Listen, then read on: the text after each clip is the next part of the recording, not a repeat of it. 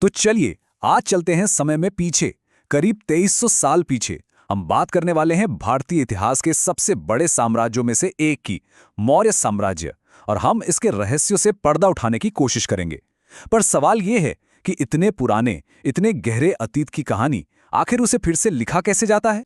जरा सोचकर देखिए, एक ऐसा साम्राज्य जो आज के अफगानिस्तान की चट्टानी घाटियों से शुरू होकर भारत के एकदम दक्षिणी छोर तक फैला हुआ था।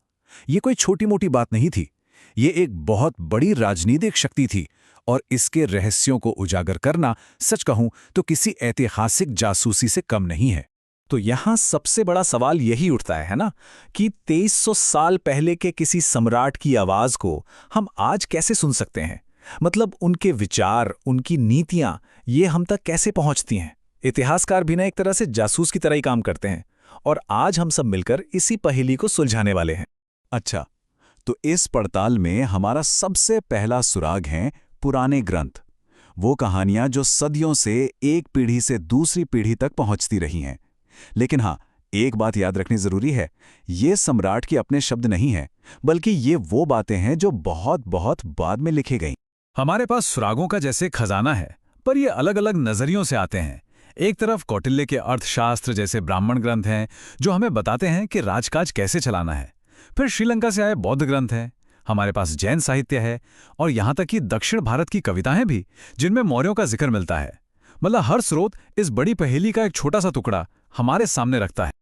अब ये चीज वाकई बहुत दिलचस्प है। यहाँ दो बिल्कुल अलग अलग नजरिए हैं। एक तरफ हैं मुद्रा राक्षस जैसे भारतीय ग्रंथ, जो हमें अंदर की कहानी बताते हैं कि कैसे चाणक्य की मदद से चंद्रगुप्त सत्ता में आए।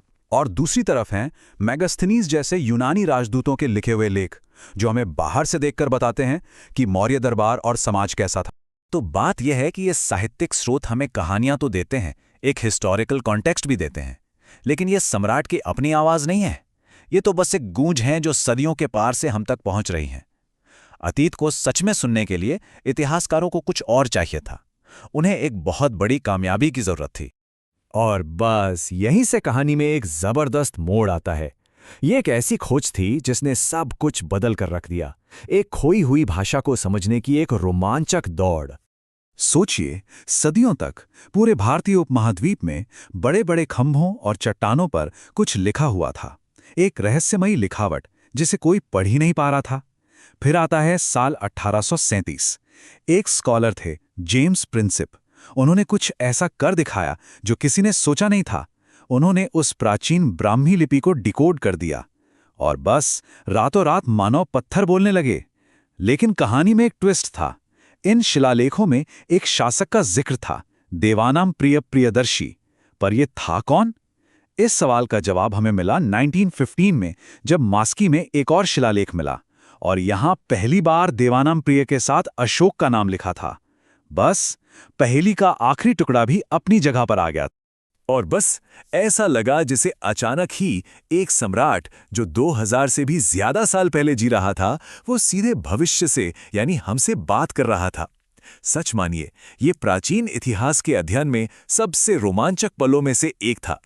तो इस कोड को तोड़ने से आखिर कौन सा खजाना हाथ लगा? अरे, एक पूरा का पूरा शाही दस्तावेज जो पत्थर पर उकेरा गया था। चलिए देखते हैं कि अशोक ने हमें क्या क्या बताया। सबसे पहली और सबसे हैरान करने वाली बात जो सामने आई, वो थी साम्राज्य की अविश्वसनीय विविधता। अपनी सारी प्रजा तक अपनी बात पहुंचाने के लिए सम्राट ने एक नहीं, दो नहीं, बल्कि 4 अलग-अलग लिपियों का इस्तेमाल किया। ये 4 लिपियां थी ब्राह्मी, खरोष्ठी, अरामाइक और यूनानी। और कमाल की बात यह है कि यूनानी और अरामाइक लिपियों का इस्तेमाल साम्राज्य के उत्तर पश्चिमी हिस्सों में किया गया, मतलब आज के अफगानिस्तान और पाकिस्तान के इलाकों में।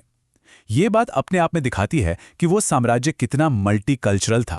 और ये संदेश भी सब एक जैसे नहीं थे। इतिहासकारों ने इन्हें अलग अलग श्रेणियों में बांटा है, और इनकी वैरायटी देखकर आप हैरान रह जाएंगे। वृहद शिलालेख जो हैं, वो धर्म यानी नैतिक आचरण और राज्य की नीति जैसे बड़े बड़े आइडियाज की बात करते हैं। लघु शिलालेख थोड़े ज्यादा पर्सनल हैं, जो अशोक की जिंदगी और उनके बौद्ध धर्म अपनाने के बारे में बताते हैं। फिर खंभों पर ऑफिशियल घोषणाएं हैं, और तो और गुफाओं में तपस्वियों को दिए गए दान का भी रिकॉर्ड है। सच में ये उनके शासन के हर पहलू को देखने वाली एक खिड़की की तरह है। और जरा ये देखिए कि ये संदेश कितनी दूर दूर तक पहुंचे। सिर्फ वृहद शिलालेख ही 8 अलग अलग जगहों पर मिले हैं, पाकिस्तान के शहबाजगढ़ी से लेके आंध्र प्रदेश के एर्रागुड़ी तक। ये तो सचमुच पत्थर पर बना साम्राज्य की विशालता का एक नक्शा है। इन्हीं शिलालेखों से हमें सम्राट के विचारों की सीधी झलक मिलती है। कलिंग में जहां एक बहुत भयानक युद्ध हुआ था, वहां मिले शिलालेखों में अशोक ने कहा था, सभी मनुष्य मेरी संतान हैं। ये शासन को लेकर उनके बदलते हुए नजरिए का एक बहुत ही शक्तिशाली बयान है। लेकिन ऐसा नहीं है कि सारे शिलालेख सिर्फ बड़ी बड़ी फिलोसॉफिकल बातों के बारे में थे। रुम्मिनदेई का स्तंभ लेख सबसे अलग है। ये मौर्य काल की अर्थव्यवस्था पर हमारे पास मौजूद एकमात्र स्रोतों में से एक है, क्योंकि इसमें बुद्ध के जन्मस्थान यानी लुम्बिनी गांव के लिए टैक्स में कमी का रिकॉर्ड है। ये प्रशासन का एक बहुत ही प्रैक्टिकल रिकॉर्ड है। तो आप देखिए, हमारे पास साहित्यिक कहानियां हैं, विदेशियों के विवरण हैं और सम्राट के अपने शब्द भी हैं जो पत्थर पर लिखे हुए हैं। अब अगला कदम है इन सबको एक साथ जुड़कर देखना। इस प्रक्रिया को एक नाम दिया गया है, ऐतिहासिक संश्लेषण। ये वो तरीका है जिससे इतिहासकार हर तरह के सबूत को, चाहे वो साहित्यिक हों, पुरातात्विक हों या फिर खुद शिलालेख हों, उन सबको एक साथ मिलाकर अतीत की एक भरी पूरी, एक मुकम्मल तस्वीर बनाते हैं।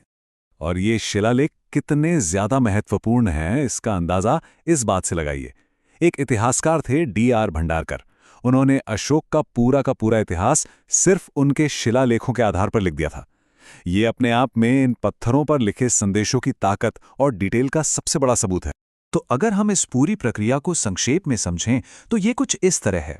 हम ग्रंथों की कहानियों से शुरू करते हैं, फिर उसमें शिलालेखों जैसे ठोस सबूत जोड़ते हैं, फिर हम सीधे सम्राट की अपनी आवाज सुनते हैं और आखिर में हम इन सबको एक साथ बुनकर एक भरोसेमंद और विस्तृत इतिहास तैयार करते हैं। और ये सब हमें एक बहुत दिलचस्प सवाल पर लाकर छोड़ देता है। अशोक ने तो पत्थर पर लिखा, जो हजारों साल तक टिका रहा। आज हम डिजिटल दुनिया में लिखते हैं। तो सवाल यह है कि हमारे समय के कौन से संदेश आज से 2000 साल बाद भी मौजूद रहेंगे, और भविष्य के इतिहासकार वो उन्हें कैसे पढ़ेंगे और कैसे समझेंगे। सोचने वाली बातें हैं ना।